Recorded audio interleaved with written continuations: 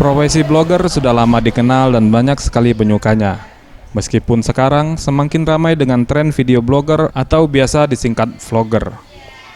Peminat blogger pun masih terus menjamur. Salah satunya komunitas ini, Palembang Beauty Blogger.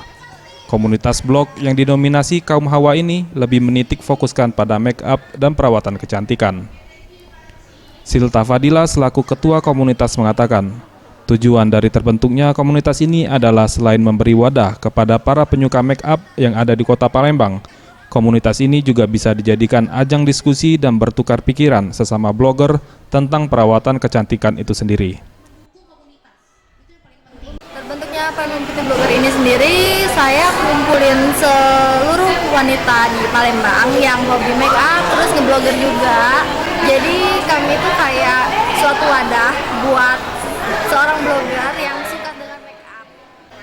Beliani, salah satu anggota dari Palembang Beauty Blogger, mengatakan, semenjak ia bergabung dengan komunitas ini, ia dapat banyak pengetahuan tentang bagaimana cara make up yang baik, serta produk-produk apa yang sesuai dengan kulit.